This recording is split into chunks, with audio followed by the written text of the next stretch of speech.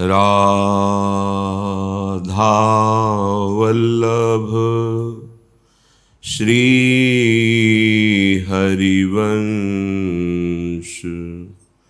राधा वल्लभ श्री हरिवंश।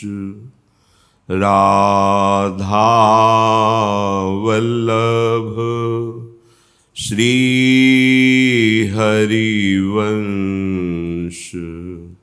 राधा वल्लभ श्री हरिवंश। वृंदावनेश्वरी तवैव पदारविन्दं प्रेमामृतैकमकरन्द रसौघपूर्णं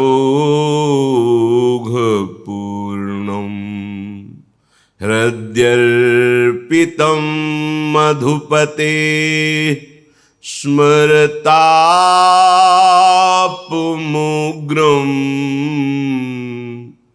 निर्वापयत् परम शीतलमाश्रयामि।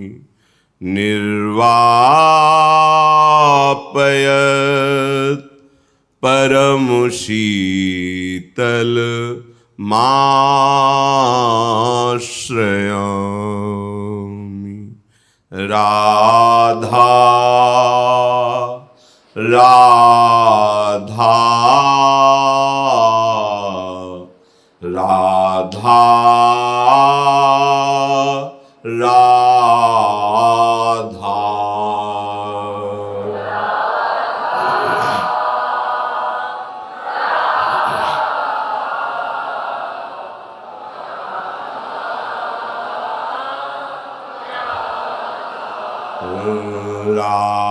राधा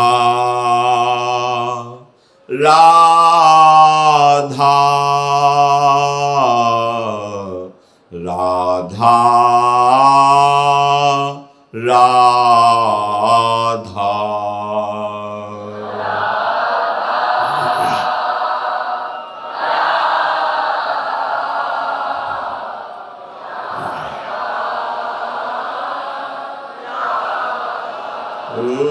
राधा राधा राधा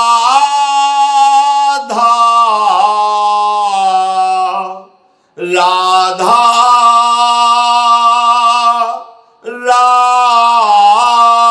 राधा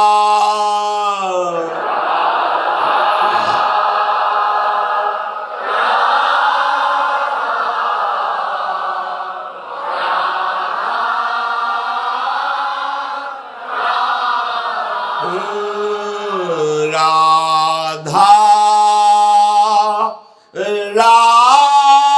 राधा राधा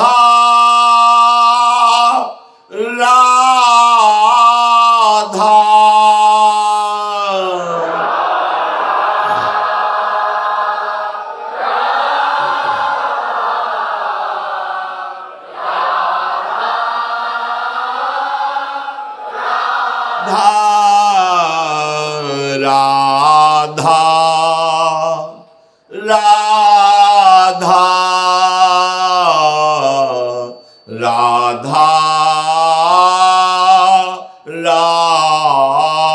राधा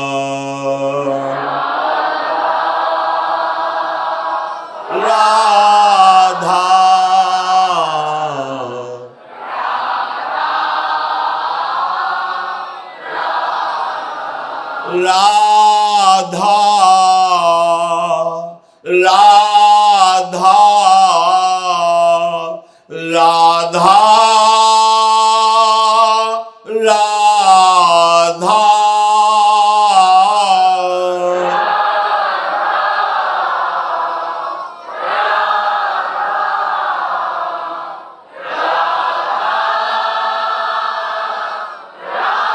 राधा राधा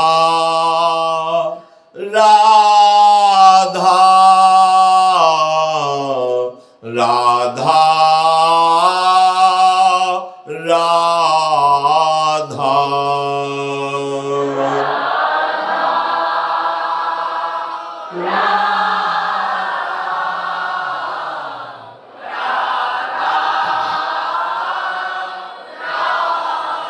श्री राधा वल्लभ लाल की जय। परम सच्चिदानंद घन प्रेमानंद स्वरूप नवनिभृत निकुंज महामहिम परम पावन श्री वृंदावन धाम, श्री वृंदावन धाम के लाडिले युगल चंद्र श्री प्रिया प्रीतम जो समस्त हित परिकर निज परिकर श्री धाम वृंदावन की रसोपासना में अनन्य वृत्ति धारण करके उपासक प्रेम वपुः स्वरूप होकर प्रेममयी वृंदावन की सहचरियों के संग प्रेममयी सौंज के द्वारा प्रेममय प्रिया प्रीतम की सुख वृत्ति बढ़ाते रहते हैं। ऐसे लाडले युगल सरकार जिनके चरणों की किरण मात्र से अनंत शक्तियों का प्रादुर्भाव होता है, ऐसा कोई न समझे कि अति सुकुमारी लाडली प्रिय किशोर सुकुमार तो ये हमारी रक्षा कैसे करेंगे, ये हमारा पालन पोषण कैसे करेंगे, क्योंकि ये तो बहुत सुकुमार तत्व हैं। तो श्रीपाद कह रहे हैं सर्वोप्यद्भुत शक्ति राशि रखिला धीशस्य तत्तनु स्वानंदैक विलासवान निज महा पूर्णात्म शक्त्याश्रयात् संजीवत्यथ चेष्टते निज निजे कार्ये तमेवाद्भुत स्वातंत्रं परमं परेश महिमा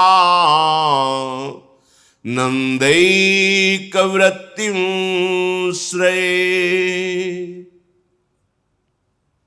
अखिल ब्रह्मांडों में अनंत शक्तियां हैं और जितनी शक्तियां हैं ये सब इन्हीं से प्रकट हुई हैं और इन्हीं के द्वारा संचालित हैं और यही उनके अधीश्वर हैं। जितनी शक्तियां हैं, महान महान ज्ञान शक्ति, वैराग्य, भक्ति, बल, जो भी ऐश्वर्य, महात्म, सब इन्हीं से प्रकट है, इन्हीं के आदेश का पालन करती है, यही सबके अधीश्वर हैं।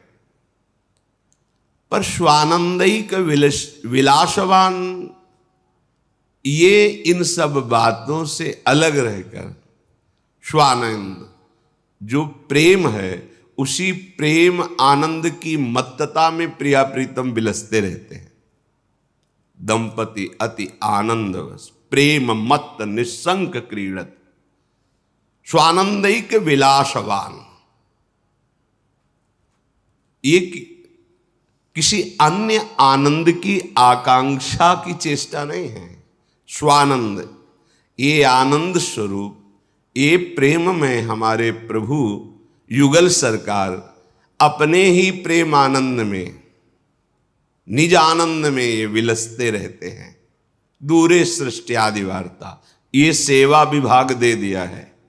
भगवान विष्णु की नाभि कमल से ब्रह्मा, ब्रह्मा जी की भ्रकुटी से रुद्रावतार, पालन, सृजन, विनाश, सतोगुण, रजोगुण, तमोगुण के द्वारा अनंत लीलाएं।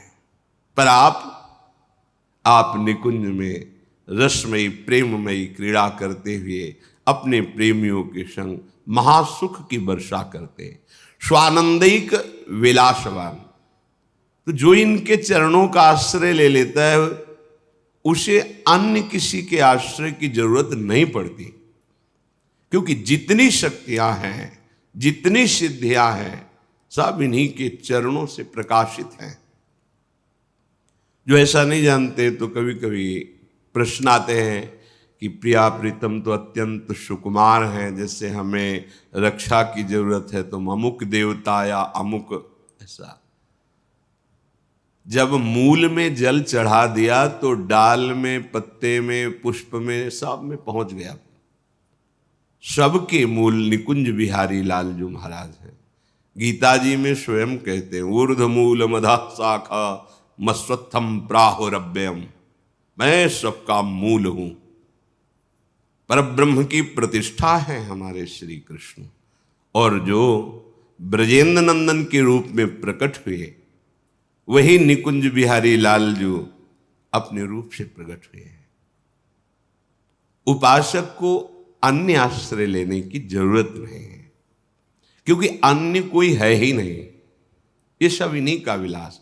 पर जो निकुंज में विलस रहे तो दूरे सृष्टि आदि वार्ता, सृष्टि आदि वार्ता से दूर, क्योंकि सृष्टि की सेवा के लिए अंश रूप से आप विराजमान हैं भगवान विष्णु ब्रह्मा शिव रूप में। आप ही विराजमान, दूसरा कोई नहीं। निज महापूर्णात्म शक्त्याश्रयात, इनकी आत्म शक्ति से ही ये विस्तार हुआ है। ये अपने आप को ही विस्तार को प्राप्त किए हुए हैं। संजीवत्यथ चेष्टते निज निजे कार्य तमेवाद्भुतम। आहा, ये अपने प्रेमी जनों को जीवन प्रदान करने के लिए। प्रेमी जनों का जीवन क्या है? इनकी रूप माधुरी का गान करते हुए, रूप माधुरी का अवलोकन करते हुए, इनकी चरण सेवा में अपना जीवन, तो यही उनकी संजीवनी मूर्य है। ललिता ललित बजावती बीना, गुण गावती सोई जीवन जी जय। कौन से गुण? प्रिया प्रीतम का मुस्कुराना, प्रिया प्रीतम की क्रीड़ा, प्रिया प्रीतम की नाना प्रकार की रसकेली, उसका गान करते हैं। यही जीवन है रसिकों का। संजीवत्यथ चेष्टते, इनकी चेष्टा जीवन है प्रेमी जनों का। वो कोई प्रेमी ही जानता है। अपना प्रीतम, अपना प्यारा मुस्कुरा भर दे तो विश्व के सारे सुख लुटते घूमते हैं। फिर ये विश्वात्मा हैं, ये जो जो चेष्टा करते हैं, सखियां उनका गान करती हैं, उनका पान करती हैं। यही संजीवनी मूर्य है सखियों की। उपासकों की संजीवनी मूर्य है प्रिया प्रीतम का रूप, प्रिया प्रीतम का जस, प्रिया प्रीतम की महिमा। निज निजे कार्य तमेवाद्भुतम, वो सब अपनी अपनी सेवा में प्रिया प्रीतम को सुख प्रदान करने में बड़ा अद्भुत सुख अनुभव करते हैं। कैसे उस सुख का उदाहरण दे? अनुपम है, उपमा रहित है, पर लौकिक भाषा में। जैसे अपने अत्यंत लाडले दुलारे इकलौते बेटे को माँ पवा रही है, तो जब वो बालक पाता है तो उसको कैसा सुख होता है। पा हो रहा है, हृदय उसका शीतल हो रहा है, तृप्ति मां को हो रही है। सखियों का हृदय प्रियालाल के प्रति कितना दुलार से भरा हुआ है। लाल ललना मिली हियो शिरावत मोर, पावे कोई और, तृप्ति करे कोई और, ये महासुख है। स्वातंत्रम, सारी शक्तियां इनके अधीन है, ये किसी के अधीन नहीं है। परम स्वतंत्र न सिर पर कोई। परमम परेश, ये ईश्वरों के भी ईश्वर हैं। निकुंज बिहारी लाडली लाल परमेश महा मानंदिक वृत्तिम श्रेय, परम स्वतंत्र, परम महा आनंद वृत्ति युक्त होकर विलसते रहते हैं। ये अनुभव, ये आश्रय उसी को प्राप्त होता है जो रस का अनन्य हो जाता है, रसिक अनन्यों के संग से। हरिराम व्यास जी कहते हैं, तेई रसिक अनन्य जानवे। कौन है रसिक अनन्य? बोले जिनको विषय विकार ना हरिसो रति तेई साधु मानिवे। तेई रसिक अनन्य जानिवे। तिनकी संगति पतित सु उद्धरे। जो बारक बर घर आनिवे। तिनके चरणों दक सो अपने नख शिख गातिन सानिवे। तेई रसिक अनन्य जानिवे। वही रसिक अनन्य है जिनके हृदय में ये षट विकार शांत हो गए हैं, काम क्रोध लोभ मोह मद मत्सर। कैसे शांत हुए? हर्षोरति, हा हरि राधा, प्रिया प्रीतम के चरणार विंद में जिनकी प्रीति हो गई है, उस हृदय में ये षड विकार अपना अधिकार छोड़ देते हैं। अर्थात इन विकारों का स्फुरण ही नहीं होता। तेई साधु मानिवे, वही साधु पदवी को प्राप्त है जो निर्विकार और प्रभु के प्रेम से युक्त हृदय है। वही साधु हृदय है, वही रसिक अनन्य है। हरिराम व्यास जी कहते हैं, प्रियाजू की कृपा से ऐसे रसिकों की संगति मिले तो हमारा उद्धार हो जाए। अगर एक बार भी इनकी संगति कर ले तो व्यर्थ नहीं जाएगी। जो वारक घर आनवे, एक बार यदि इनके समीप पहुंचना हो जाए या ये हमारे समीप कृपा करके सानिध्य दे दे, एक बार का मिलना वो व्यर्थ नहीं जाएगा, आपका परम मंगल कर देगा। अगर कहीं ऐसे भगवत प्रेमी महात्मा का चरणोदक मिल जाए और रोज पीने को मिले और अपने सर पे धारण करने को मिले, नख शिख गातिन शानवे, निश्चित निश्चित बहुत जल्दी परिवर्तन होता है। भगवत बुद्धि से इनका चरणोदक उतारा जाए और पान किया जाए और माथे पे रखा जाए, सर पे रखा जाए, एक बूंद दो बूंद ऐसे, वो आपके जीवन का परिवर्तन कर देगा। रघुगण जी से जड़ भरत जी कहते हैं, गृहस्थ की उपासना, शास्त्रों का स्वाध्याय, तीर्थयाटन, व्रत या अग्नि चंद्र सूर्य की उपासना आदि से ये जो हम तुम्हें तत्वबोध की उपदेश कर रहे हैं, ये नहीं होता।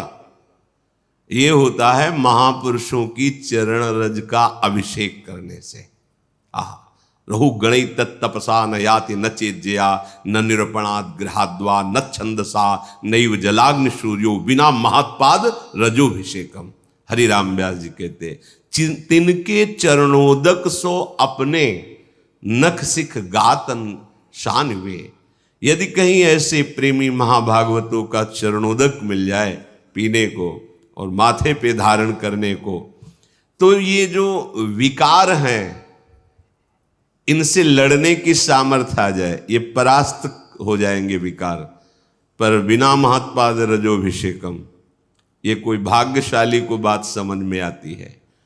और फिर कहीं कृपा हो जाए और उनको प्रसाद पवाने का सौभाग्य मिल जाए, सुंदर सुंदर भोग प्रियालाल को पवा के और उनको प्रसाद पवाने का सौभाग्य, और कहीं वो पा चुके हैं उनके पत्तल से जूठे किनके उठाकर, और वो हमें पाने का सौभाग्य मिल जाए, फिर क्या कहना है।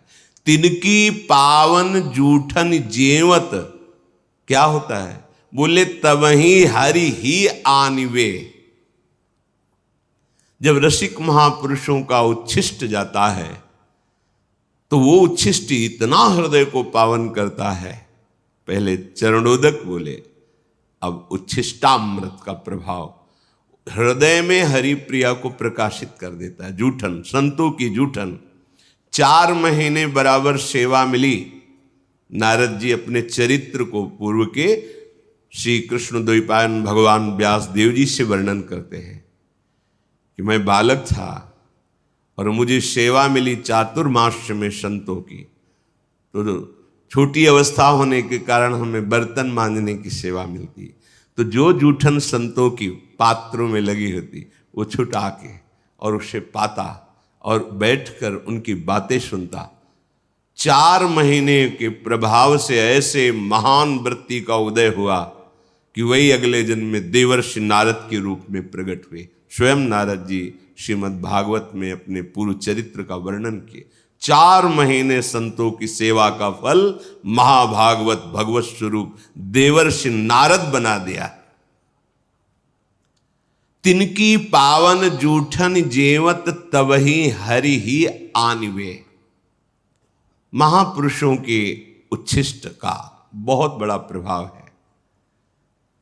हृदय में हरि प्रिया प्रकाशित हो जाती है इनकी जूठन पाने से। तिनके वचन श्रवण सुनि तिहि छिन मन संदेह भानिवे। बोले ऐसे भगवत प्रेमी महात्माओं के वचन सुनते ही मन के जितने संदेह हैं सब नष्ट हो जाते हैं। सारे प्रश्न शांत हो जाते हैं। आप सुनते रहो, केवल कोई प्रश्न बकाया नहीं रह जाएगा। हर प्रश्न का उत्तर आपको मिल जाएगा सत्संग में। आप केवल ध्यान से सुनिए। तिनकी जीवन धन वृंदावन जीवत मरत बखानवे। व्यास राधिका रवन भवन बिनु तेई क्यों पहचानवे। बोले ऐसे रसिकों का जीवन जो प्रिया प्रीतम के अनुराग में है और ऐसे रसिकों के जीवन की अंतिम श्वास ये वृंदावन ही है। अर्थात वो अनन्य होते हैं धाम के। ये आ ही जाएगा। प्रीतिस्तद वसति स्थले। अपार प्रीति हो जाती जहां अपने प्यारे प्रकट हुए हैं, प्यारे लीला परायण हैं, उस भूमि में जी नहीं सकते आप। अगर प्रभु की शरणागति युगल सरकार की हो गई है तो आपको ये ब्रज धाम, ये वृंदावन धाम ऐसा प्यारा लगेगा कि अब चाहे नरक मिले, चाहे स्वर्ग मिले, चाहे परम पद मिले, इसकी मुझे कोई परवाह नहीं। चाहे अपराध लगे, अब तो हम धाम के बिना नहीं जी सकते। अब हम ब्रजधाम के बिना। दुर्भाग्य है जो धाम के प्रति प्रीति ना हो, क्योंकि यही धाम आपको ऐसे रसिकों का संयोग कराएगा, ऐसे रसिकों का चरणामृत मिलेगा, ऐसे रसिकों का उच्छिष्टामृत मिलेगा, ऐसे रसिकों का वचनामृत मिलेगा। व्यास राधिका रवन भवन बिनु तेई क्यों पहचानवे।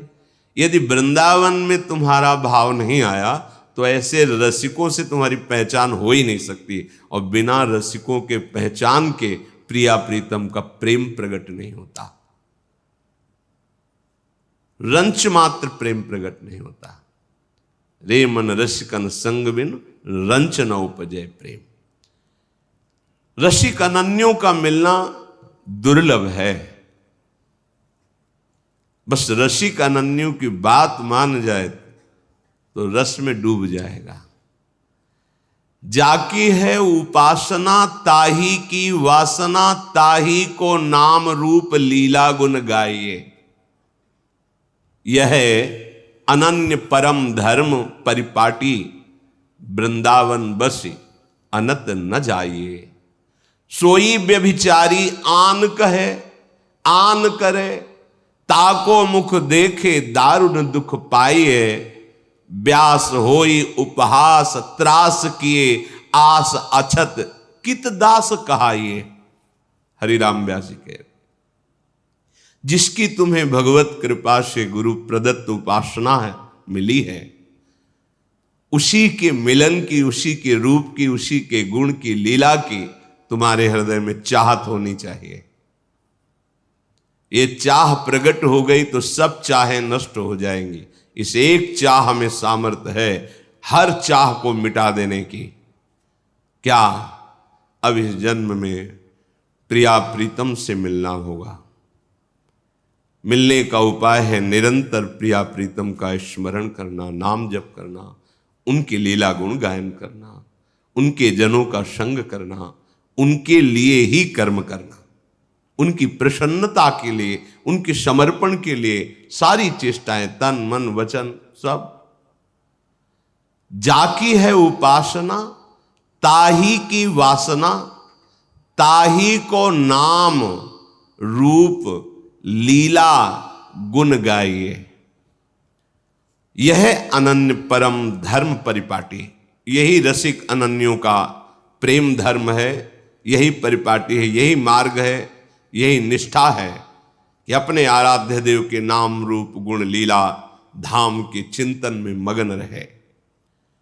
वृंदावन धाम की उपासना धाम के प्रभाव से ही सफल होती है।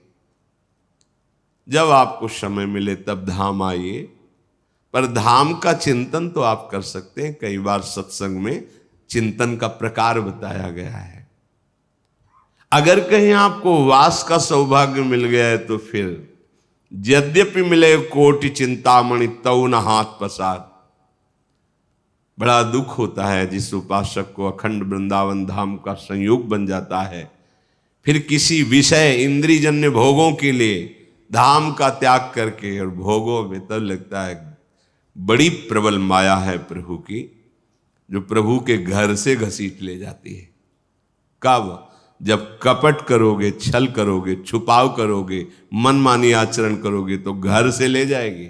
ये घर है, घर से खींच के ले गई, आजीवन के लिए ले गए।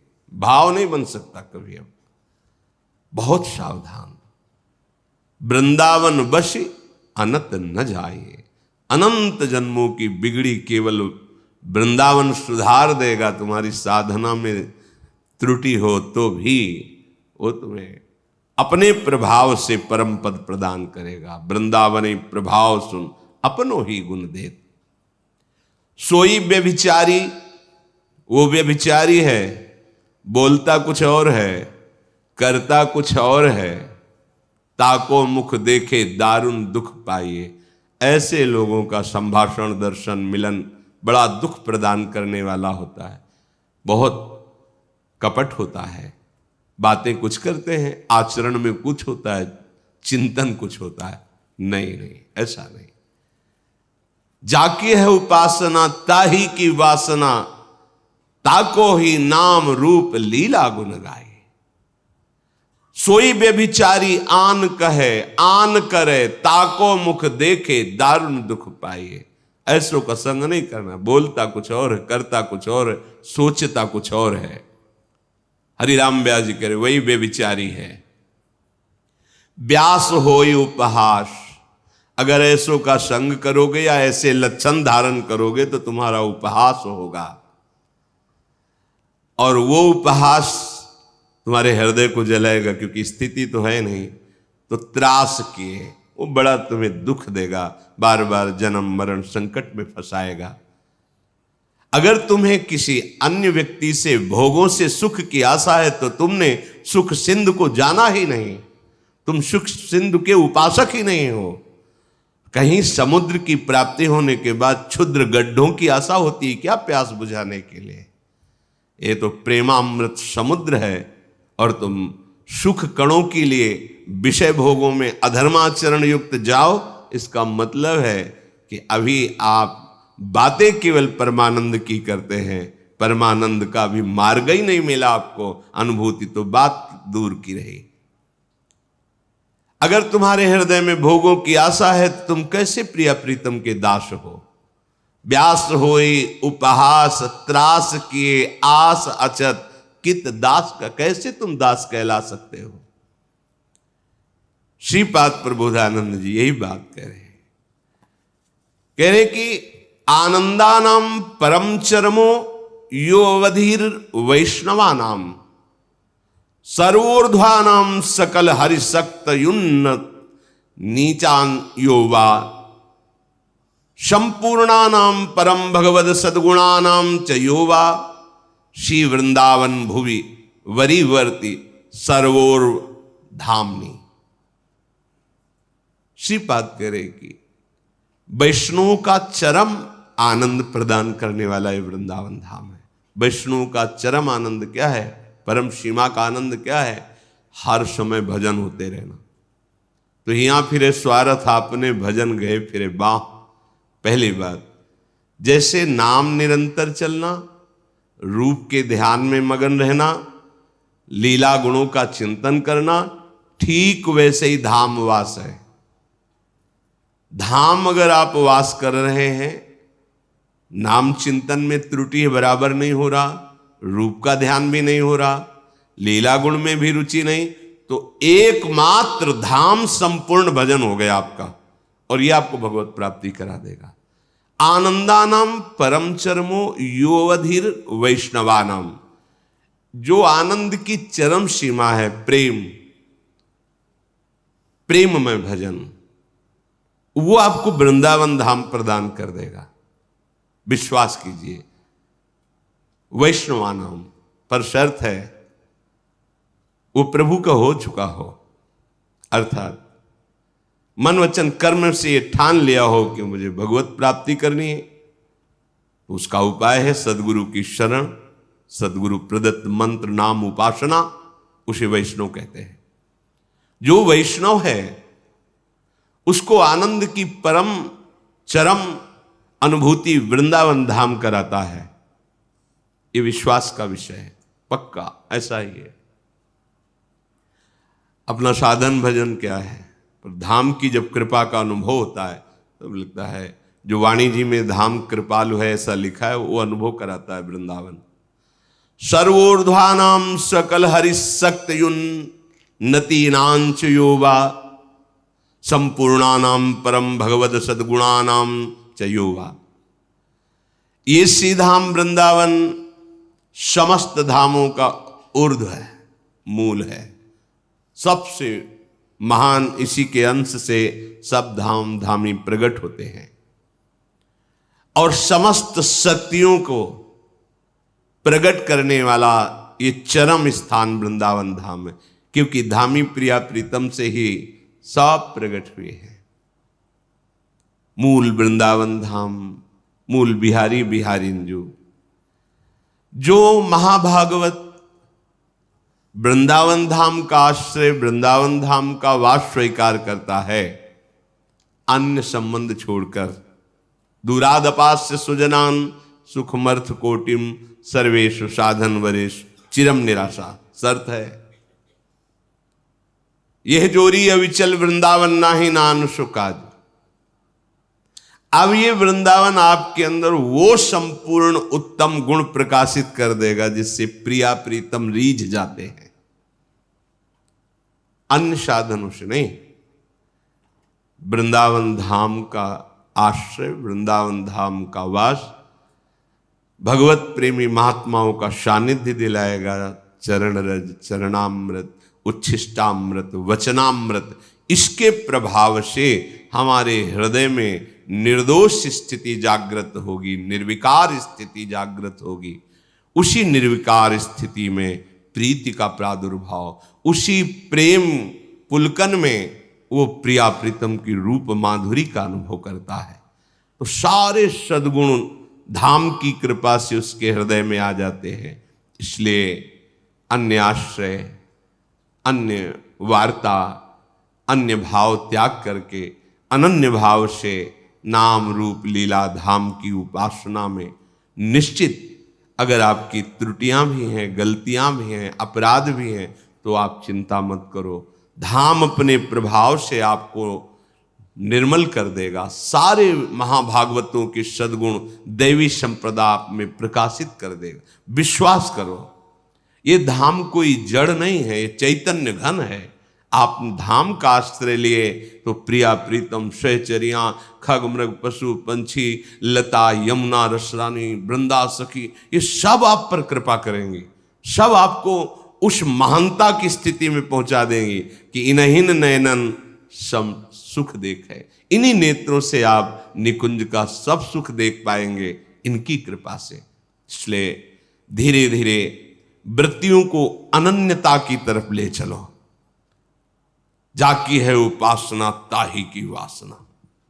रसिक मंडली में या तन को नीके ढंग लगाओ, दंपति यश गाओ हर्षाओ, हित सो रीज रिझाओ।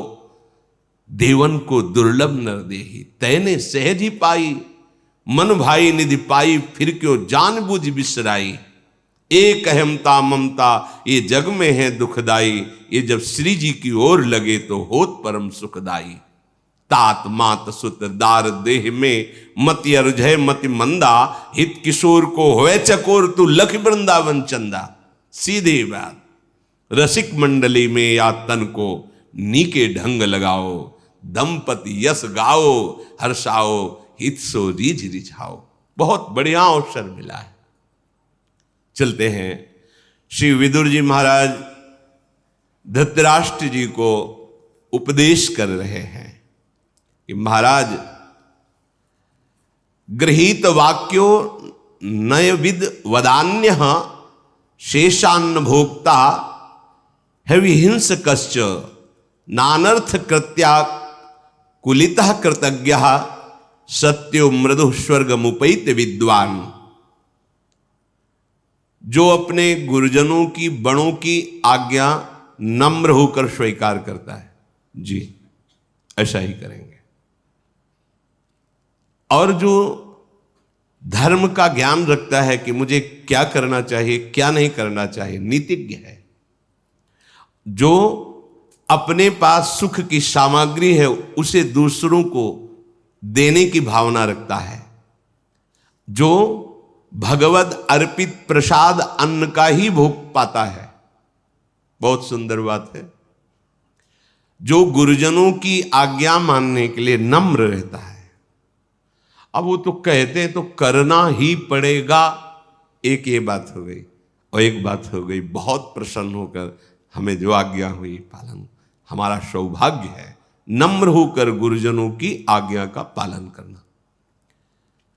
आपको पता होना चाहिए कि आपके लिए क्या अधर्म है क्या धर्म है, क्योंकि शास्त्रों में बहुत धर्म का वर्णन है। तो आप किस मार्ग के पथिक हैं, आपका धर्म क्या है, ये आपको पता होना चाहिए। सत्संगी को पता होता है। और जो आपके पास अच्छी अच्छी सुख सामग्री है, जिसमें तुम्हारा मन लालायित है, उस सामग्री को, खान पान आदि की, उसको विभाजित करके ही पाओ, दूसरों को पवा दो।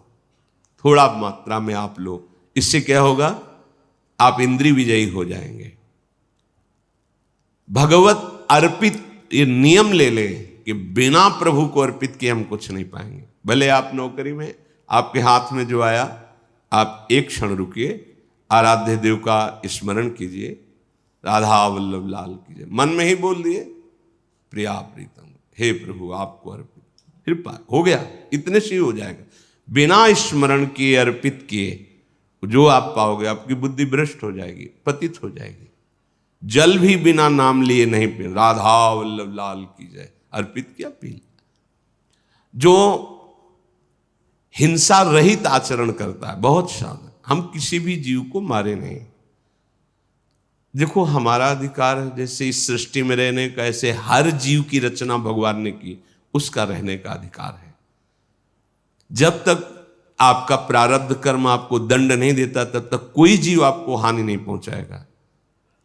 एक तो ये सुविधाजनक वास है, जैसे सेनपुर और कई ऐसे गंगा के किनारे। सच्ची मानिए, जैसे चीटा होते ना, ऐसे बिच्छू घूमते थे, जैसे केचुआ घूमते ऐसे सांप घूमते हैं। हजारों वर्ष पुराना जंगल सेनपुर। अब जिधर देखो कहीं सांप केली कर रहे, खेल रहे कोई से। अब जैसे आसन में ऐसे बैठे, सामने बिछा पर सांप ऐसे आ जा रहे हैं। आज भी जाके देख लो, बहुत अगर कटा नहीं होगा तो बहुत बड़ा जंगल। ऐसे पुराने पुराने बरगद की, मतलब सैकड़ों हाथ में एक ही बरगद है, कितने विशाल कदम तमाल, ऐसे मन में एकदम आह्लादित रहता था। 2 रोटी, इतनी अरहर की दाल, 24 घंटे में केवल इतनी ही सुविधा थी भोजन की। जो भी संत जन रहे बस इतना है, ना कोई मीठा, ना फल, ना फूल, ना दूध, ना दोबारा रोटी, था ही नहीं।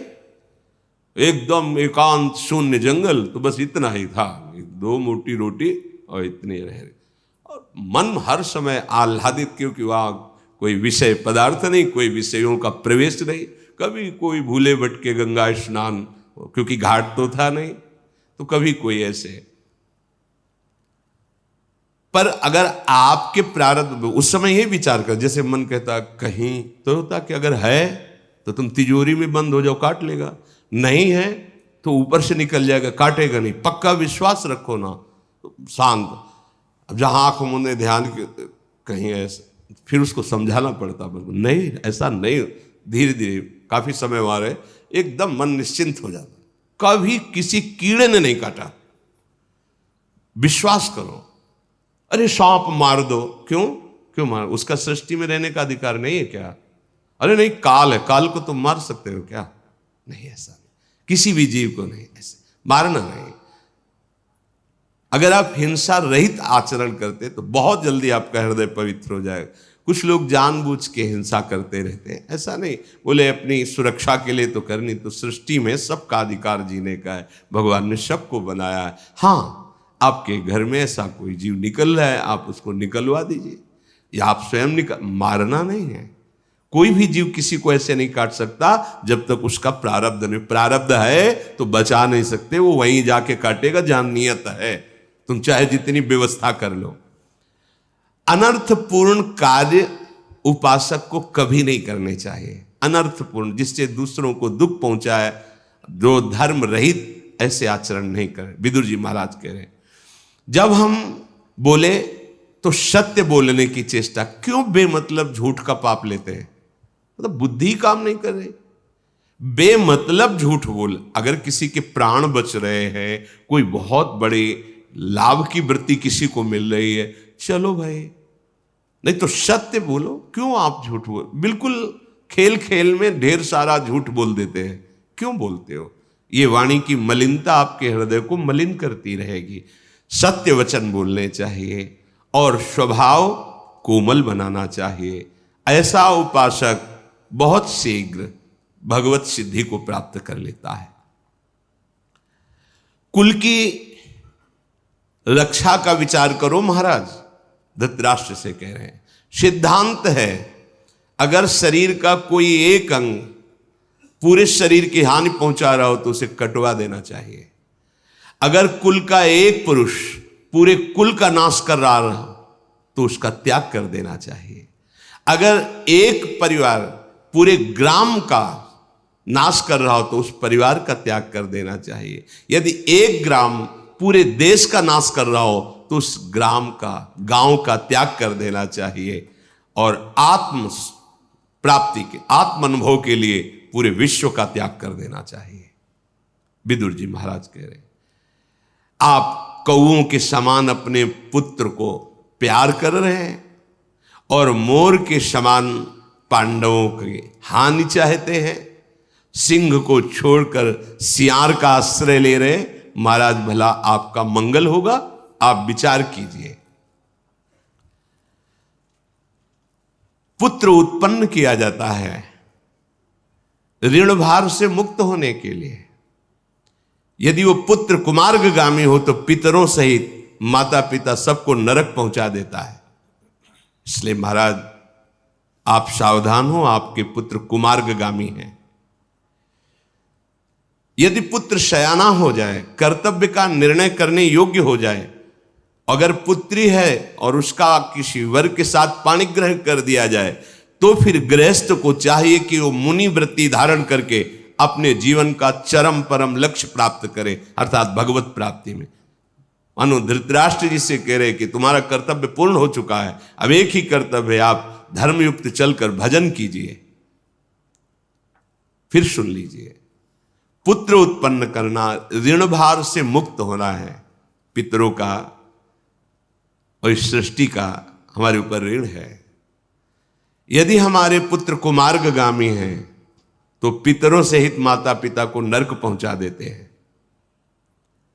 यदि पुत्र शयाना हो जाए, कर्तव्य का निर्णय करने लायक हो जाए, तो अपनी गृहस्थी का भार उसको सौंप दे, पुत्रियों का पाणिग्रहण संस्कार कर दे और स्वयं मौन व्रत धारण करके, ज्यादा उपदेशक नहीं, अपने आचरण सुधारे और भजन करके भगवत प्राप्ति करे। मुनिवृत्ति से रहे।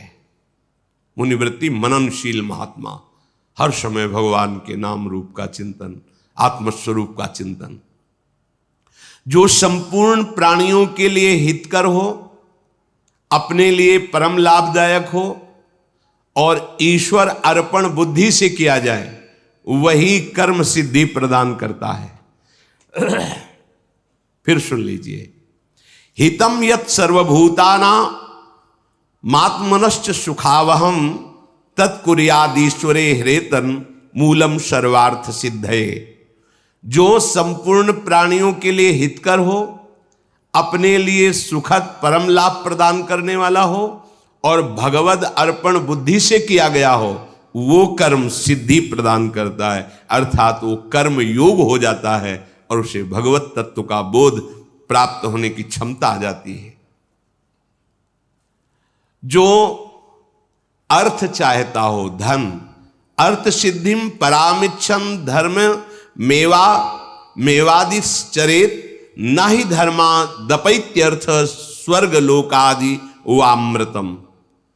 जो अर्थ की सिद्धि चाहता हो, धन चाहता हो, उसे पहले समझ लेना चाहिए कि धर्म का आचरण करने पर ही धन टिकता है।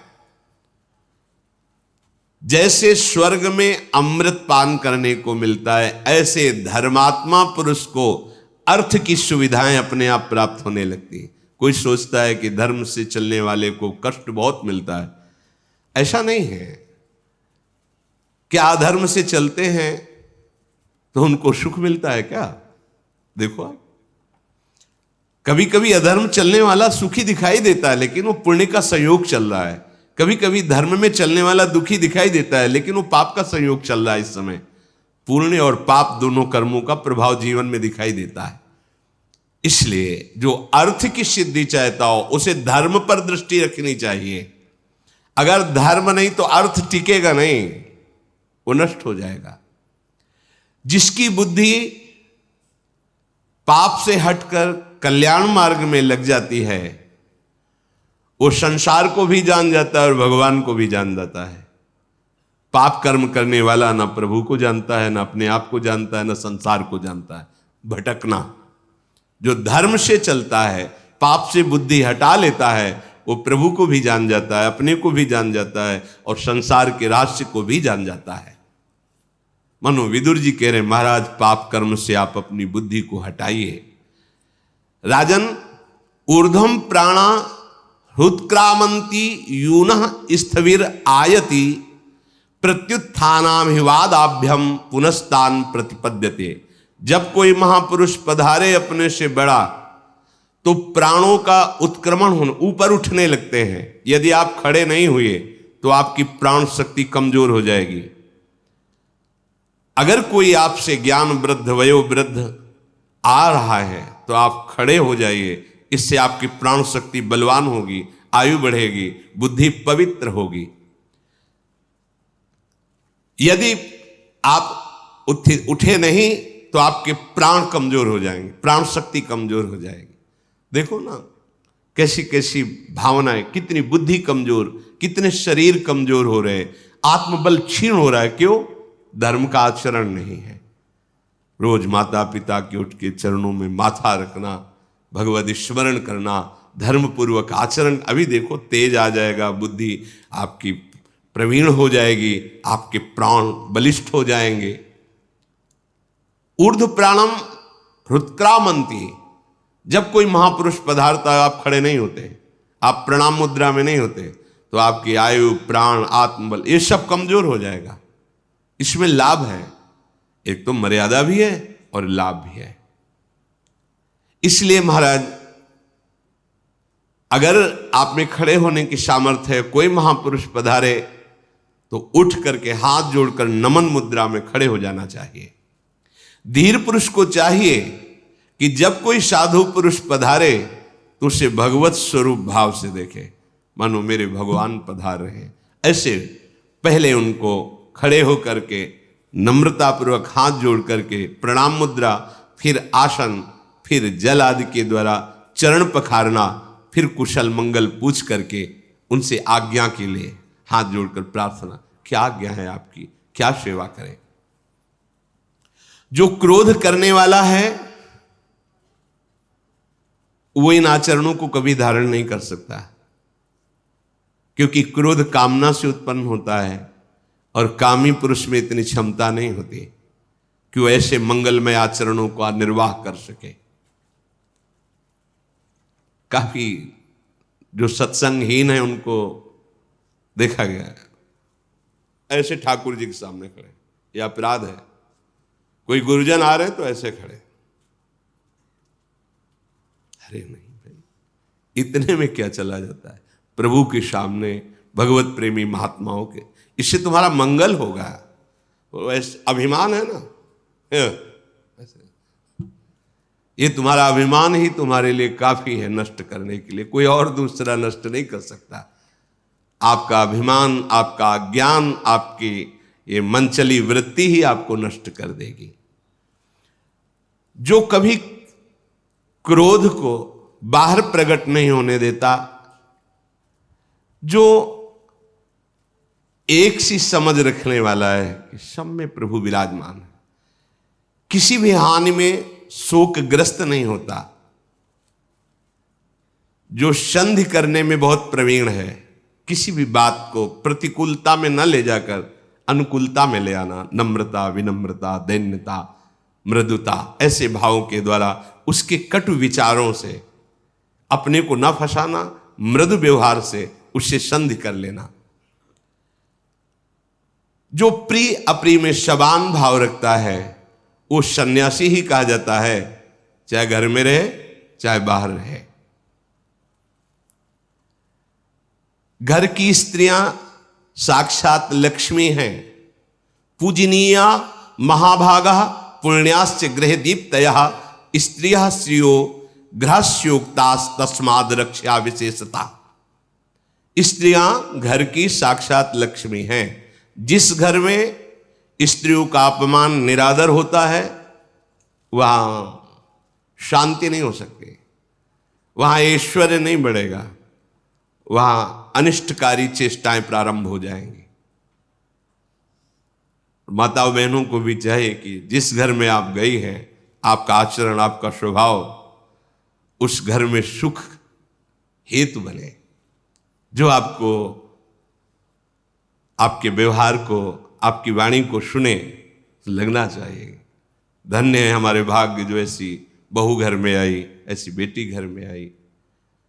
और पुरुष को चाहिए पूजनीया महाभागा पुण्यास्य गृह दीप्तया, ये महाभाग्य से प्राप्त हुई है, बड़ी पुण्यवान है, ये हमारे घर को प्रकाशित करने वाली है, क्योंकि इनके गर्भ से पुत्र होगा और कुल परंपरागत, चाहे पुत्र हो या पुत्री बराबर, हमारी कुल परंपरा और हमारे गृह देवी हैं, ये घर की लक्ष्मी हैं। ऐसे पूजनी पवित्र भाव रखें, ये निकृष्ट भाव नहीं, तुम पुरुष हो ये हमारी, ऐसा नहीं। गाड़ी का पहिया कोई छोटा बड़ा अगर होगा तो गाड़ी नहीं चल पाएगी, समान तो फिर मार्ग तय हो जाएगा। जैसे वो आपको अपने प्रभु स्वरूप देखती तो आप भी उसको पूजनीय भाव से देखिए, आदर बुद्धि से देखिए। पुण्याश्च गृह दीप्तया, वो पुण्य वर्धन करने वाली, आपके घर को प्रकाशित करने वाली है, इसलिए इन बातों का विशेष ध्यान रखें। ये क्यों उपदेश कर रहे धृतराष्ट्र जी को कि आपकी घर की ही बहू है द्रौपदी, आपने बैठे हुए सभा में सब कुछ सुना, देख नहीं पा रहे लेकिन सुन रहे थे और आप चुप थे। उसका नाश हो जाता है जिसके घर में स्त्रियों के साथ ऐसे व्यवहार होते हैं, नष्ट हो जाते हैं, पक्का नष्ट हो जाते हैं।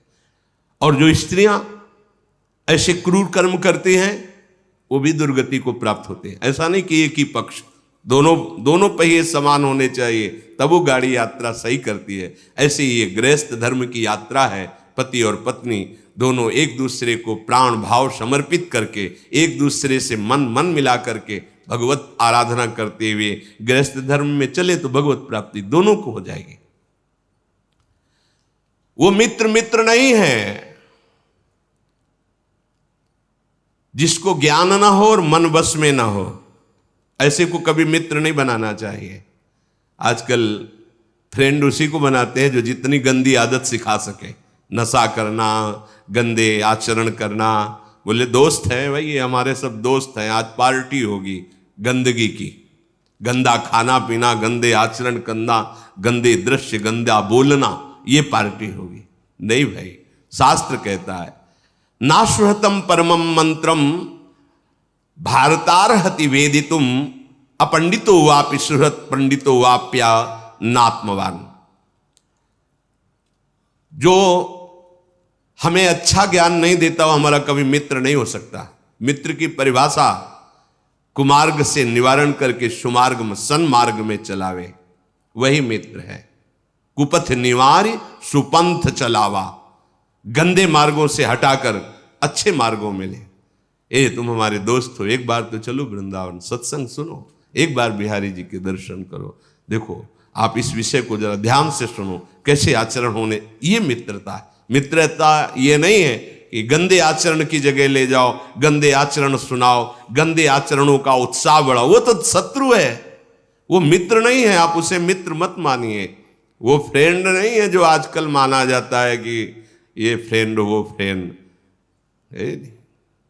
गंदा आचरण सिखाने वाला, गंदे मार्ग का अनुगामी कहीं कोई मित्र होता है? कुपथ निवार्य सुपंथ चलावा, कुपथ जो धर्म विरुद्ध आचरण, गंदे आचरण उनसे हटाकर सत मार्ग में चलाए, वही मित्र है।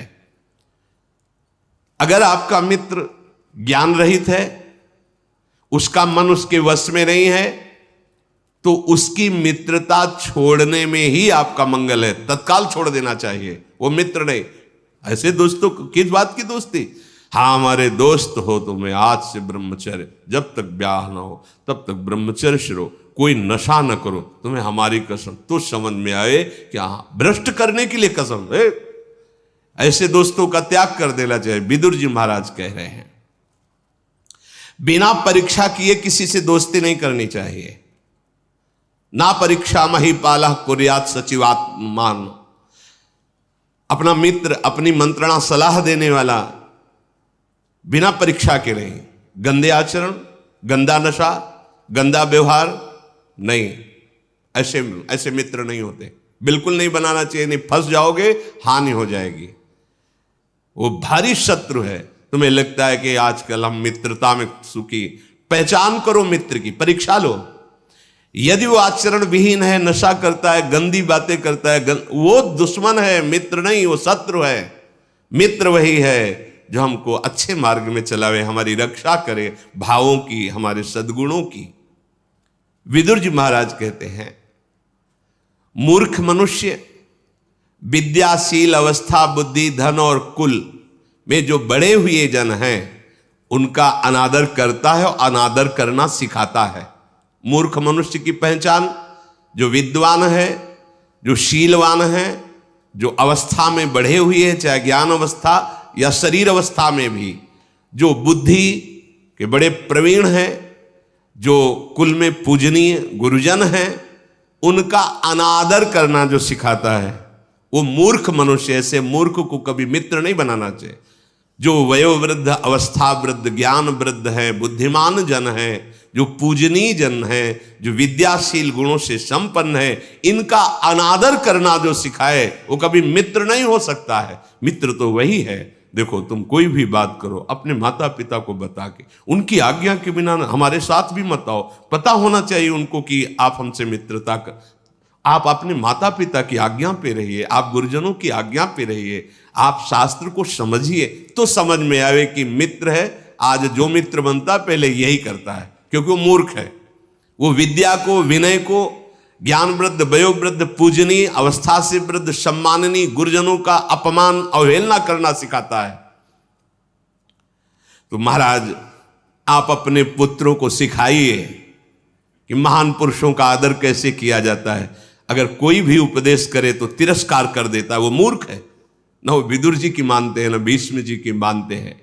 तो आपको यह जानना होगा कि गांडीव धनुषधारी अर्जुन महान तेजस्वी हैं।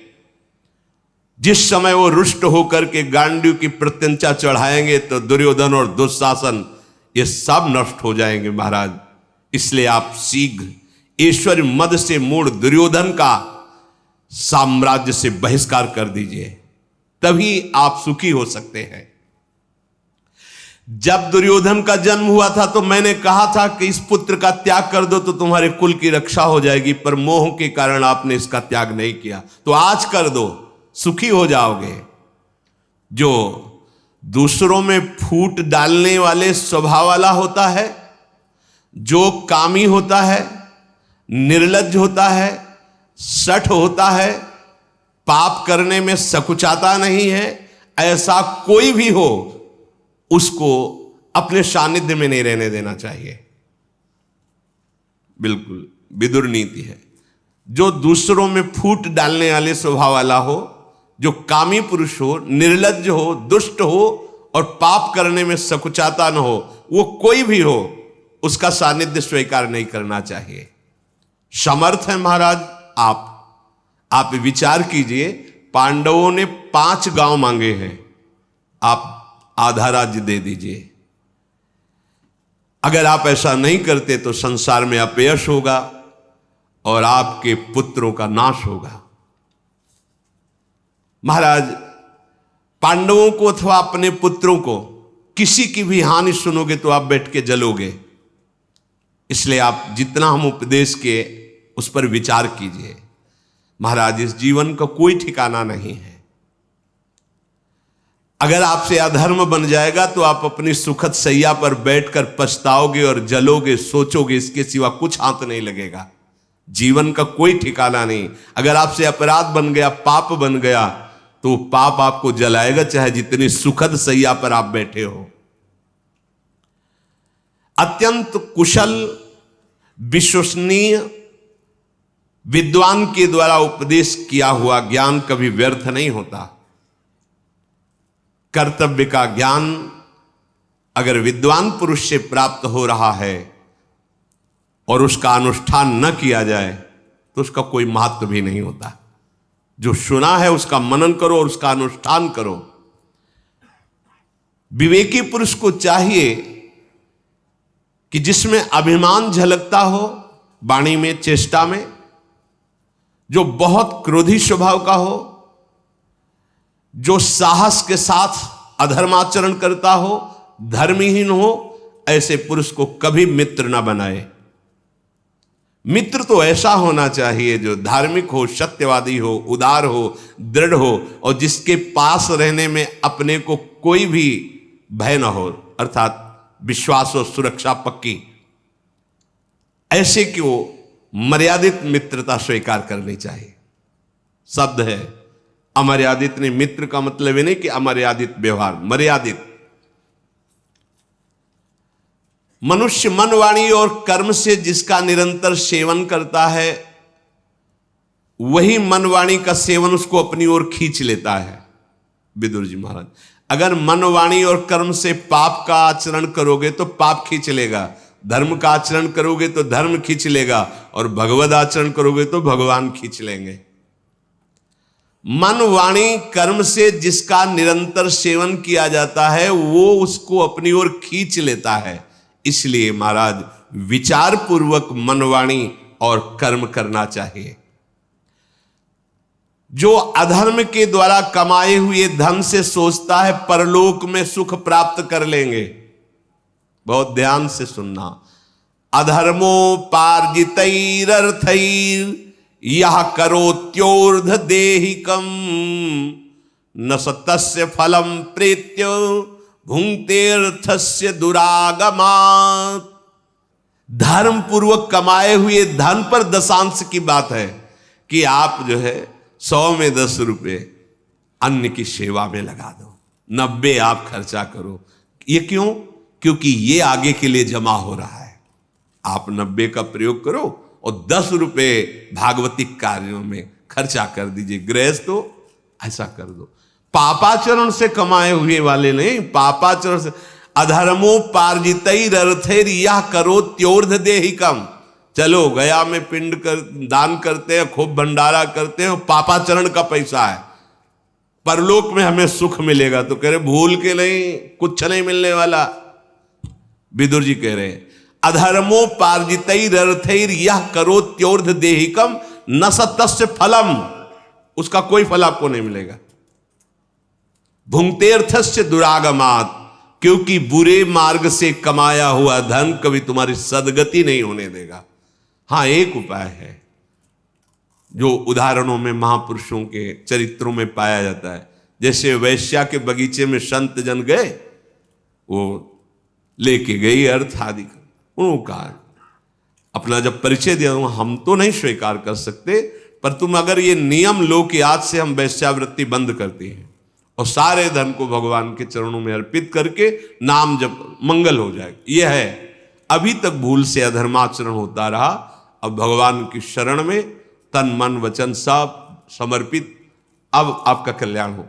इसलिए सावधानी पूर्वक अगर आपको अर्थ भी कमाना तो धर्म के मार्ग से, धर्म को आगे रखिए। अब धर्म शब्द ही से परिचय नहीं है, अर्थ ही से केवल परिचय है। जहां अर्थ है वहां अनर्थ है, और जहां धर्म अर्थ है वहां कामनाओं की पूर्ति, आगे मोक्ष है, मनुष्य जीवन का लाभ, मुक्त हो जाना, भगवत प्राप्त हो जाना है। महाराज, क्रोध को क्षमा से जीतिए। जब क्रोध आवे तो क्षमा जीत लीजिए। असाधुता को साधुता से जीत लीजिए। अपने अंदर की असाधुता को भी साधुओं के जो लक्षण हैं उनसे, और सामने जो साधुता कर रहा है अपनी साधुता से उसको जीत लीजिए। सामने क्रोध कर रहा है, क्षमा से जीत लीजिए। जो झूठ है उसको सत्य से जीत लीजिए। जो अपने गुरुजनों को नित्य प्रणाम करता है, अभिवादनशीलस्य नित्यम वृद्धोपसेविनः चत्वारि संप्रवर्धन्ते कीर्तिरायुर यशोबलम। जो नित्य अपने गुरुजनों को प्रणाम करता है, वृद्ध पुरुषों की सेवा करता है, उसकी कीर्ति, आयु, यश, बल ये चारों बढ़ते रहते हैं। जिसके पास 1000 रुपया है वो भी जीवित है, जिसके पास 100 रुपया है वो भी जीवित है।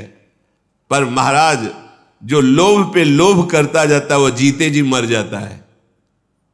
लोभ और तृष्णा खाए जा रही, जल रहा है वो कामना से, वो जीता हुआ जीवन रहित है, क्योंकि अब धर्म का ज्ञान नहीं, केवल धन पर वृत्ति है।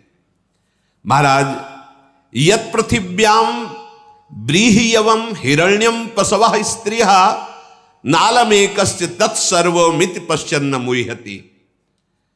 अगर जितनी पृथ्वी है, जौ धान्य है, जितनी स्त्रियां हैं, स्वर्ण, पशु, सारे भोग सामग्री एक पुरुष को दे दिए जाए तो भी उसको कभी तृप्ति नहीं हो सकती, क्योंकि मायाकृत है। इसलिए महाराज, विचारवान होकर आधा राज्य पांडवों को दे दो और आधे पर आप झूठ बोल करके जो उन्नति करता है, ध्यान दीजिए, वो उन्नति उसके पतन का कारण बनेगी। आज भले दिखाई दे रहा है, पर ऐसे गिरोगे संभल नहीं पाओगे। अनृतेच समुत्कर्षो, जो छल कपट झूठ के द्वारा अपनी उन्नति चाहता है, जो गुरुजनों की चुगली करता है, श्रेष्ठ पुरुषों की, अच्छा हमने तो ऐसा ऐसा समझा, हमने तो ऐसा ऐसा दे, अरे कुछ नहीं ऐसा। पैशुनम माने चुगली करना। गुरोश्चालिक निर्बंध, जो गुरुजनों पर दोष देखता रहता है, दोषारोपण करता रहता है, ये ब्रह्म हत्यारे के समान दुर्गति को प्राप्त होते हैं। जो झूठ से, कपट से उन्नति प्राप्त करता है, जो दूसरों की, श्रेष्ठ जनों की चुगली करता है, जो गुरुजनों पर दोषारोपण, दोष दर्शन करता है, ये तीनों ब्रह्म हत्यारे हैं। तीनों ब्रह्म हत्यारे के समान दुर्गति को प्राप्त होते हैं। ये स्वभाव तो एकदम छोड़ देना चाहिए। जो दूसरों के दोष में अपने को वर्णन करने में उत्साहित होता है। कुछ लोग होते हैं जिनको 4 लोग मिल गए दूसरे की निंदा करने में, ऐसा लगता है मानो उनको बहुत बड़ा कोई पद मिल रहा हो, ऐसा सुख होता है। जो दूसरों की निंदा करते हैं, कभी किसी की सेवा नहीं, सेवा का अभाव होता है, और अपनी प्रशंसा चार लोगों के बीच में बैठ के कहते हैं और बड़ा उतावलापन दिखाते हैं कार्य में। ये अपने सुख, अपने वैभव, अपने आनंद की वृत्ति का नाश करने वाले स्वयं होते हैं। अपनी प्रशंसा और दूसरों की निंदा यह नाश का कारण है। बहुत सावधान रहना चाहिए। अपनी प्रशंसा, आत्म प्रशंसा। असूयैक पदम मृत्यु रतिवाद स्त्रियो वधा अशुश्रूषा त्वरा श्लाघा विद्याया सत्रवस्त्रया। मानो अपने ऐश्वर्य का वध कर रहा है, अपने आगे सुख का नाश कर रहा है। जो अपनी प्रशंसा करता है, दूसरों की निंदा करता है, और सेवा का अभाव है और उतावलापन है। महाराज, धन धान्यादि से परिपूर्ण पृथ्वी का शासन करके अंत में सबको यहां राज्य और शरीर भी छोड़कर जाना होता है। बड़े बड़े बलवान, बड़े बड़े चक्रवर्ती सम्राट चले गए। इस पर दृष्टि डालिए आप। विदुर जी महाराज कह रहे, महाराज पुत्र को बड़े उत्साह के साथ पाला जाता है, और जब अधर्म आचरण बन जाते हैं तो वही पुत्र यौवन में मर जाता है। अधर्म आचरण, जैसे पीछे वर्णन हुआ था अकाल मृत्यु, ऐसे ऐसे आचरण करोगे तुम्हारी पूर्ण आयु नष्ट हो जाएगी। अब मनुष्य जब अपने जवान पुत्र को उठा करके घर से बाहर स्मशान की तरफ ले जाता है तो उसके हृदय में क्या होता है, आप विचार कीजिए। धृतराष्ट्र से कह रहे, पहले उसके लिए जो बड़ी बड़ी बातें सोची थी, आज वो उसका शव लेकर के करुणा से विलाप करता हुआ जाता है, और काष्ठ की चिता में काष्ठ की भांति उसको रख के जला देता है। फिर अब उस मरे हुए का क्या धन, क्या राज्य, क्या वैभव। अगर शरीर ना जलाया जाए तो पशु पक्षी नोच नोच के खा जाते हैं, गाड़ दिया जाए तो कीड़े पड़कर नष्ट हो जाता है। वो केवल अपने किए हुए पाप और पुण्य को साथ ले जाता है। इसलिए महाराज, अग्नि में जिसके शरीर को भस्म कर दिया गया, सब कुछ यहां छूट गया। जिसके लिए वो पाप कर रहा था, अधर्म कर रहा था, तो आप विचार कीजिए उसने अपना भला किया कि बुरा किया। लोक परलोक, ऊपर नीचे, कोई ऐसा लोक नहीं जहां ज्ञान न फैला हो। महाराज, आप इस अज्ञान को नष्ट कीजिए, अपने मोह को हटाइए और धर्म का निर्णय कीजिए। महाराज, जो केवल अपनी रसेंद्री और जनेंद्री के ही सुख में फंसा रहता है, हाथ पैर की, नेत्रों की, कानों की कोई सुरक्षा नहीं। क्या कान में जो आया सुन लिया, नेत्र में आया जो देख लिया, वाणी में आया जो बोल दिया, यही नारकी पुरुष का लक्षण है। ये नरक जाएगा, इसका लक्षण है।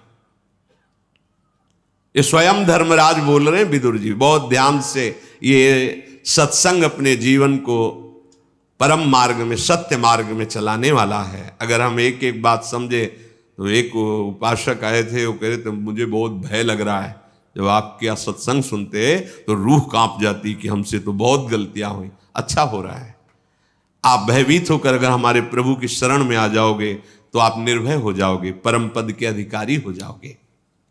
महाराज, उपासक को चाहिए प्रतिदिन 2 टाइम तो स्नान करे ही,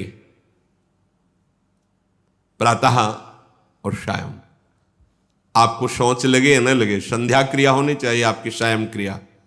मध्याह्न में अगर आप थोड़ा भी विश्राम किए, फिर इसके बाद आपके जो नित्य दिनचर्या हो, उसका शौच से कोई लेना देना नहीं कि शौच नहीं आई तो नहीं। आपकी दिनचर्या होनी चाहिए। आप साधु हैं, आपकी एक दिनचर्या होनी चाहिए। साधक को प्रतिदिन जल से 2 बार स्नान करना चाहिए। जैसे बिना यज्ञोपवीत का ब्राह्मण जल या अन्न पाने का अधिकारी नहीं उस समय, जब तक यज्ञोपवीत अगर टूट गया है तो दूसरा डालो। ऐसे ही उपासक को, वैष्णव उपासक को तिलक कंठे, स्नान के तुरंत बाद 12 तिलक की रचना होनी चाहिए। ऐसा नहीं कि अब ऐसे जैसे अपने सुबह चलते हैं तो प्रगट में तिलक गीली रच का नहीं होता, पर सूखी रच से पूरे शरीर को अभिषिक्त करके और तिलक की रचना सूखी रच से करते हैं। फिर यहां आकर के गीली रच से तो रचना करते, एक क्षण भी नहीं बिना तिलक के नहीं।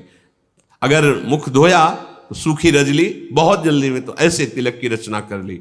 अब वो दिखाने के लिए नहीं दिखाई देता, पर वो संस्कार किए हैं, तिलक लगाए हैं।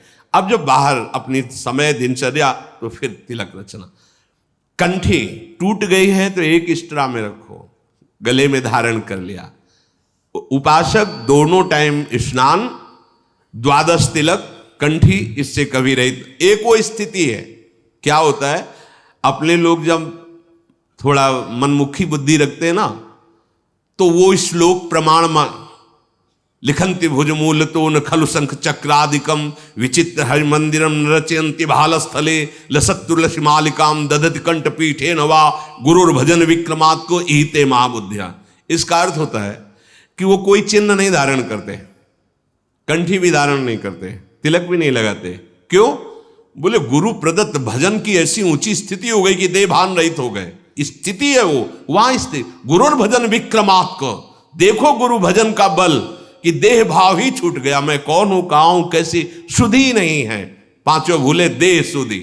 अब अपने लोग कहां हैं? जब आचार्य लगाते हैं, इष्ट लगाते हैं, गुरुदेव लगाते हैं, तो हम इतने सिद्ध हो गए कि तिलक नहीं, कंठी नहीं। तो ये कह रहे हैं दोनों टाइम स्नान, प्रतिदिन द्वादश तिलक रचना।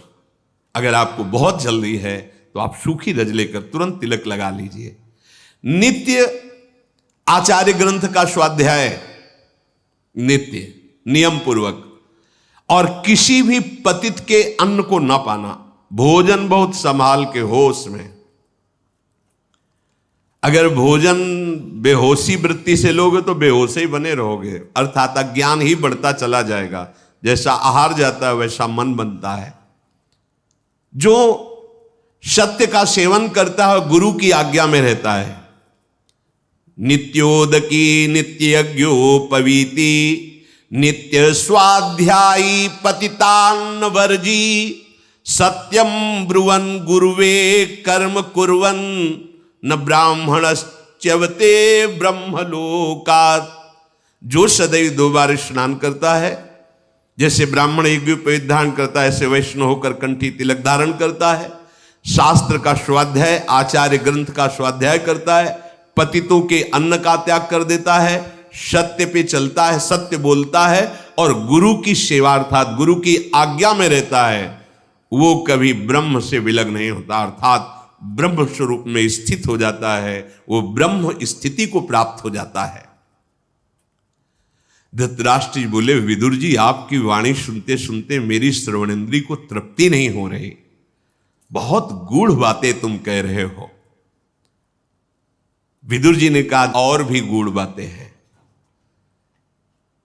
पर मैं उन्हें तुम्हें बता नहीं सकता, क्योंकि मेरे बोलने का अधिकार नहीं है। मैं एक शूद्रादासी से प्रकट हुआ हूं, यद्यपि उसको मैं जानता हूं, पर उपदेश करने का अधिकार ब्रह्म ऋषि को ही है।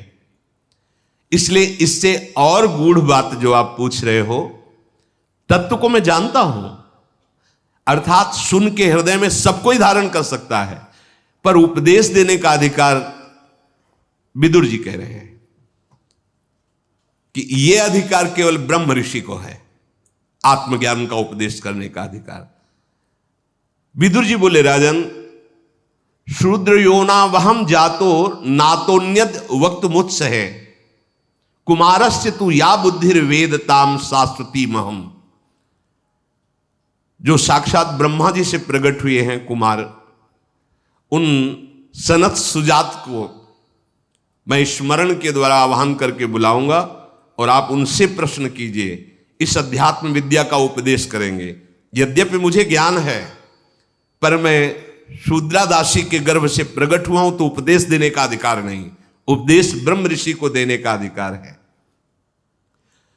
सनत सुजात जी ब्रह्म ऋषि हैं, वो आपको ब्राह्मी ही योनि मापन्नम सुगृहमपि यो वदेत न तेन गर्हो देवानाम तस्मादेत तद ब्रवीमिते।